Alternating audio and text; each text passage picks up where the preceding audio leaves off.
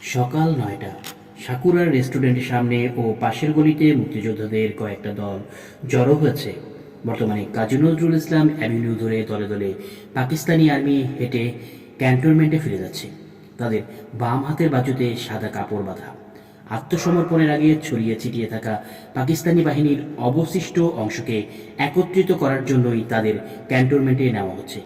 কে বলবে এই বিষণ্ণ ভীত এবং নতমুখ সেনারাই গত ৯.৫ মাস ধরে অবর্ণনীয় বিভীষিকা সৃষ্টি করেছিল সোনার বাংলায়। এদের সবার হাতেই রক্তের দাগ। ১১টার দিকে শাহবাগের দিক থেকে কাজী নজরুল ইসলাম অ্যাভিনিউ ধরে ধীরগতিতে আর্মির একটি কনভয় এগিয়ে এলো। কনভয়ের প্রথম জিপটি আমরা কাকডাকা ভরে ডেমরা থেকে ঢাকার দিকে আসতে দেখেছি। সেই জিপে আছেন ব্রিগেডিয়ার সাবেক সিং আর মেজর হায়দার। কনভয়টি ডানে মন নিয়ে বিজয়ীর বেশে নিউট্রাল জোন হোটেল কন্টিনেন্টালের সামনে এসে দাঁড়ালো। মেজর হায়দার আর সাবেক সিং অগ্রবর্তী দল নিয়ে ঢাকায় পৌঁছেছেন। তাদের মূল দায়িত্ব আনুষ্ঠানিকভাবে পাকিস্তানিদের আত্মসমর্পণের ব্যবস্থা করা। ধীরে ধীরে ইন্টারকন্টিনেন্টাল হোটেল এলাকায় মিত্রবাহিনী আর মুক্তিবাহিনীর সংখ্যা বাড়তে থাকলো। মুক্তিযোদ্ধারা এর মধ্যেই শাহবাগে রেডিও পাকিস্তান ভবন থেকে পাকিস্তানের পতাকা নামিয়ে বাংলাদেশের পতাকা উড়িয়ে দিয়েছে। অবরুদ্ধ ঢাকায় স্বাধীন বাংলাদেশের প্রথম পতাকা পতপত করে উঠছে। রাজপথে উৎফুল্ল জনতা মিত্রবাহিনী আর মুক্তিবাহিনীর সঙ্গে কোলাকুলি করছে। পাকিস্তানি সেনাবাহিনীর একটা বড় দল সাকুরার সামনে দিয়ে হেঁটে ক্যান্টনমেন্টের দিকে যাচ্ছিল। এমন সময় উৎসাহী জনতা তাদের ঘিরে ধরল প্রবল উত্তেজনায়। সবাই চিৎকার করে তাদের উদ্দেশ্য করে বলতে লাগলো, বল শালারা জয় বাংলা। ওরা ভয়ে ভয়ে বলল, জুই বাংলা জুই বাংলা। জনতা চেপে ধরে, শালারা শুদ্ধভাবে বল জয় বাংলা। ওরা তাও বলে জুই বাংলা জুই বাংলা। কেউ কেউ ওদের সঙ্গে শুদ্ধ ভাষায় জয় বাংলা বলানোর জন্য হাতাহাতি শুরু করে দিল।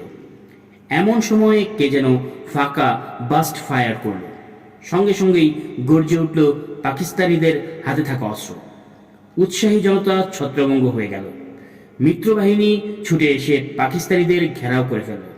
অবস্থা বেগতিক দেখে পাক সেনারা অস্ত্র মাটিতে ফেলে চিৎকার করে বলতে থাকলো, জুই বাংলা জুই বাংলা। গোলাগুলিতে বেশ কয়েকজন হতাহত হয়। একজন ভারতীয় সেনা অফিসার ঘটনাস্থলেই নিহত হয়।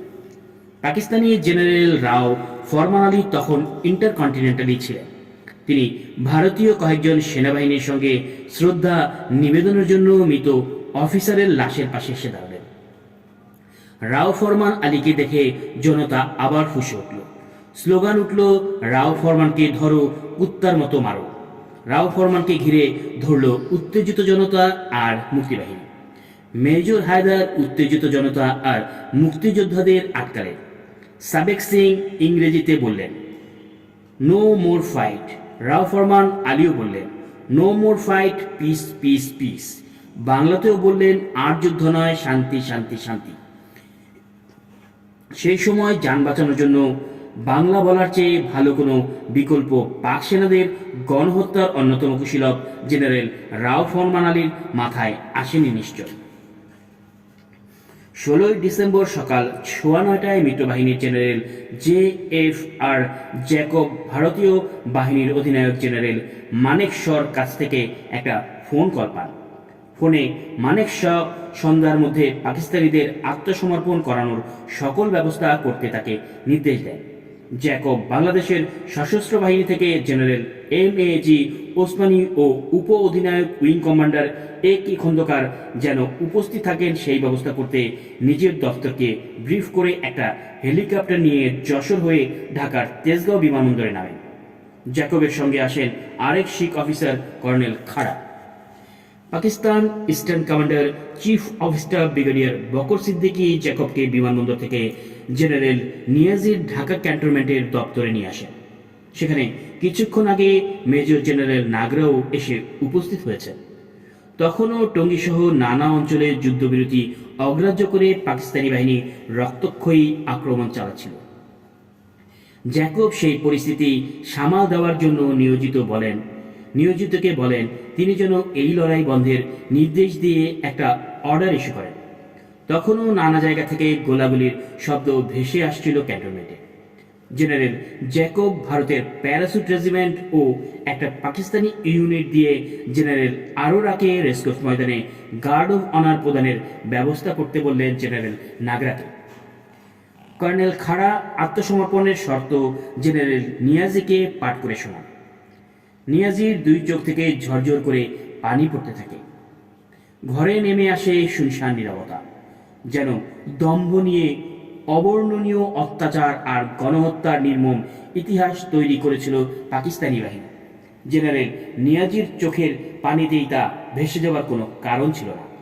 পাকিস্তানি বাহিনীর জন্য আরও চূড়ান্ত অপমান অপেক্ষা করছিল। লাঞ্চের সময় হয়ে যায়। জ্যাকবকে সঙ্গে নিয়ে জেনারেল নিয়াজি আর্মি মেসে লাঞ্চ সারতে যান। তাদের সঙ্গী হন ব্রিটিশ অবজারভার এর সাংবাদিক গ্যাভিনিয়ান। মুরগির রোস্ট দিয়ে মেইন কোর্সের স্বাভাবিক খাবার পরিবেশন করা হয়। পাকিস্তানি অফিসাররা স্বাভাবিকভাবে খোশ গল্প করতে করতে দুপুরের ভোজ সারছেন। জেনারেল জ্যাকব আর কর্নেল খাড়া এক কোণে দাঁড়িয়ে দেখছেন। দ্য ভিঞ্চি এই ছবিটা আঁকলে হয়তো নাম দিতেন দ্য লাস্ট লাঞ্চ।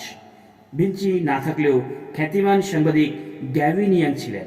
তিনি পরদিন ব্রিটিশ অবজারভারে এই লাঞ্চ নিয়ে বিশাল নিউজ করলেন। তার শিরোনাম ছিল দ্য স্যারেন্ডার লাঞ্চ।